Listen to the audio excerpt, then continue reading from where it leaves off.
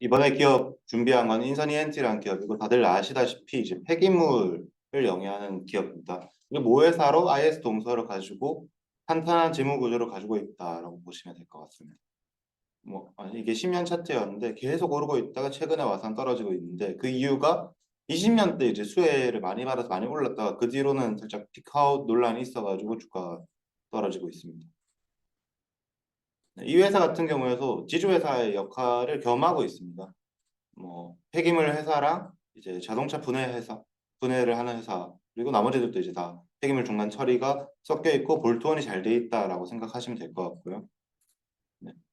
매출 이런데 이것보다는 더 직관적이게 이렇게 봐주시면 될 것 같습니다.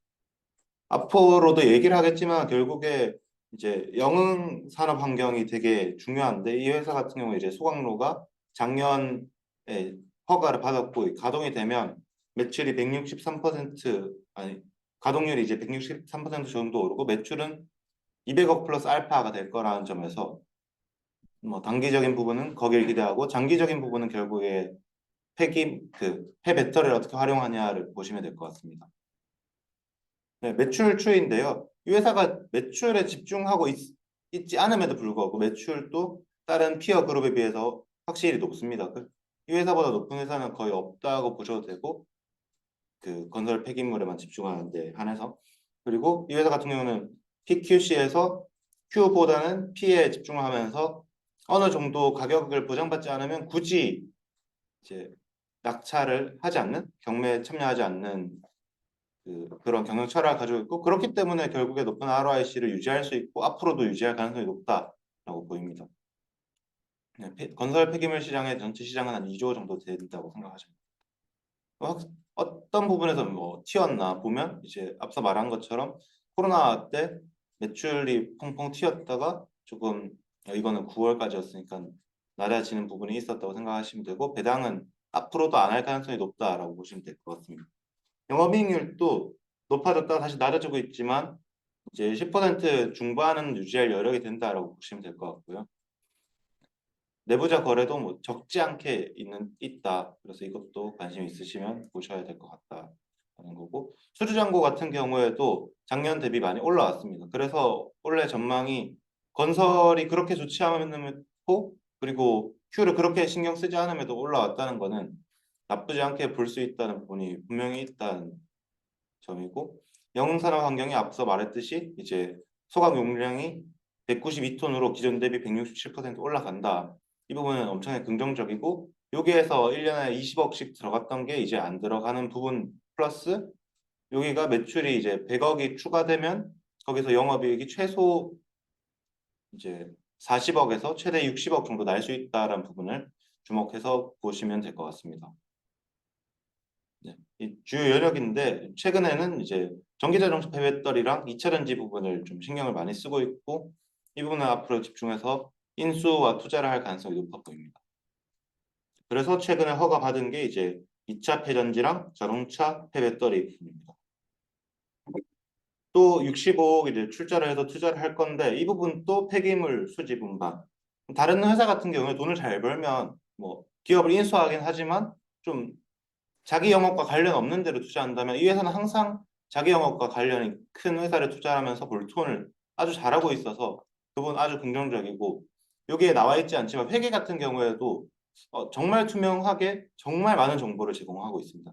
거의 PE가 운영하는 느낌이 들 만큼 잘하고 있기 때문에 그 부분도 투자함에 있어서 엣지를 찾긴 힘들지만 투명성은 보장돼 있고 경영 투명성도 보장돼 있다라고 보시면 될 것 같습니다. 앞서 말했듯이 이제 이 볼트원을 통해서 앞으로는 ISBM 솔루션 쪽에 이제 제공을 할 것이고 여기에서 적어도 매출이 올라가는 효과는 볼 수 있고 다만 조금 아쉬운 건 볼트원이기 때문에 뭐 다른 피어 그룹 대비 높은 영업이익률을 기대하기 좀 힘들다. 이 부분에 있어서는 그 부분도 주의해서 보셔야 될 것 같습니다. 근데 이 부분도 23년에는 확실히 올라갈 가능성이 없다고 보시는 게 맞고 적어도 24년이 돼야지 매출이 많이 생길 수 있다.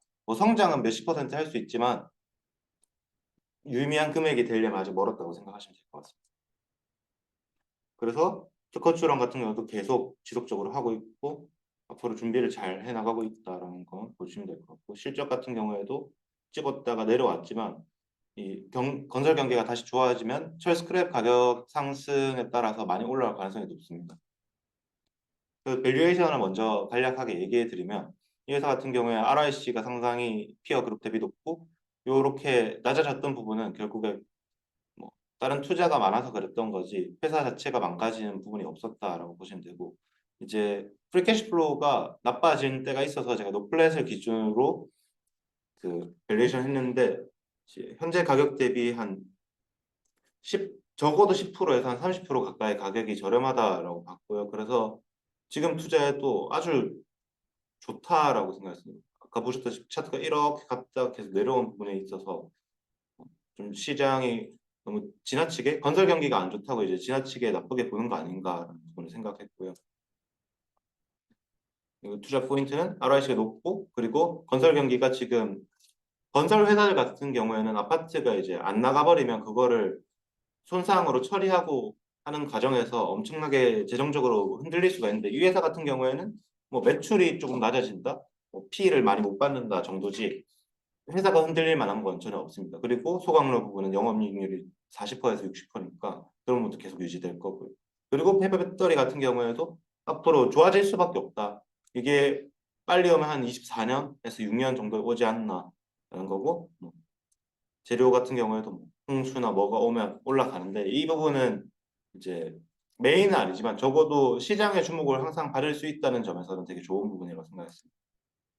그래서 앞서 말했듯이 이제 매출을 유지하기 위해서 이건 IR이 얘기하신 부분인데 무리한 가격 경쟁하기보다는 적정 단가를 항상 유지하려고 노력하고 그런 부분에서 거래처 이탈이 있음에도 불구하고 그것을 크게 신경 안 쓰고 꾸준히 이어나가고 있습니다. 이게 뭐 1년 동안만 그런 게 아니고 지속적으로 이런 부분에 있다는 거는 매출 성장은 기대할 수는 없지만 영업이익이나 이제 프리캐시 플로우 쪽에서는 기대를 할 수 있는 부분이고요. 그리고 결국에 중요한 건 철 스크랩 가격인데 철 스크랩 가격이 2022년에는 뭐 다들 아시는 여러 요인들로 인해서 지나치게 올라왔다가 지금 빠진 상태에 있습니다. 그리고 이 빠졌다고 한들 과거의 가격에 비해서는 싸진 않기 때문에 이 부분도 계속 내려가겠지만 너무 나쁘게 볼 필요는 없다고 생각했습니다. 그리고 결국에 폐기물 산업에는 매립지가 얼만큼 찾냐가 중요한데 광양 쪽에는 이제 매립률이 65%인데 적어도 2년 정도 남았고 사천 같은 경우에는 50%대인데 10년 정도 남았습니다. 이걸 왜 얘기하냐면 결국에 얘가 다 찰 거고 거기에 있어서 이제 키펙스 투자가 있을 수밖에 없기 때문에 이런 부분을 유의해서 봐야 되고 그리고 과거에는 이렇게 폐기물에 집중적으로 큰 자본을 투자하는 회사가 없었지만 요즘은 SK나 여러 PE들이 투자를 하면서 처음에는 분명히 이렇게 얘기를 했었거든요. 이제 높은 진입 장벽이 있고 그 높은 장벽이 결국에 돈이었고 그래서 피어가 안 생길 거고 이제 수수료는 계속 올라가고 있거든요, 실제로. 그러니까 계속 좋아질 수밖에 없다라고 얘기했지만 거대한 금융 자본과 이제 거대한 기업들이 들어오면서 그리고 자동차 부분에 있어도 이제 현대차도 들어오고 여러 회사들이 들어오면서 계속 좋아질 수 있는가에 대한 의문은 항상 품고 가야 된다고 생각합니다. 하지만 그렇게 들어온다고 그 회사들이 절대적으로 수가 많은 건 아니기 때문에 그리고 특정 지역에 굳이 들어올 이유가 없고 뭐 레미콘 회사들처럼 이 지역에는 뭐 많아봤자 3, 4개가 있는 거기 때문에 그렇게 큰 영향을 준다고 볼 수는 없습니다. 하지만 확장성도 그만큼 제한적이다. 앞으로도 유심히 봐야 될 것 같습니다. 아까 말한 이제 재료들이 이렇게 다양하다는 걸 보여드리는 거고요. 그리고 리스크는 결국에 앞서 말한 것처럼 이런 데들이 계속 들어오는데 폐기물 쪽은 괜찮았는데 배터리 쪽도 이렇게 잘 버틸 수 있을까? 물론 중앙모터스가 그 배터리 재활용에 있어서 1등이었고 계속 성장하고 있었지만 새로운 기업들이 들어오면서 이제 성장률이 준 것도 확실하기 때문에 그런 부분 조심해야 될 것 같고 결국에 수출을 좀 더 늘리면서 어느 정도 버텨야 된다고 생각합니다. 그리고 아직 이거 가지고 돈을 벌려면 좀 남았습니다. 그리고 결국에 IS 동소냐, 인선 ENT일까 이 부분을 되게 고민해야 될 것 같은데 이번에 계산한 밸류에이션을 따지면 제가 IS 동소 밸류에이션 안 해봤지만 인선 ENT도 상대적으로 저렴해 보이는 건 확실하다. 상대 평가를 한 게 아니고 이제 절대 평가를 했는데도 이 정도 나온 거 보면 저렴하다고 볼 수 있을 것 같습니다. 그리고 단기적으로 올해의 이 회사의 영업 전망에 있어서는 영어강연 산업의 소각로를 집중해서 보시는 게 좋을 것 같다라고 얘기를 하면서 마치겠습니다. 감사합니다.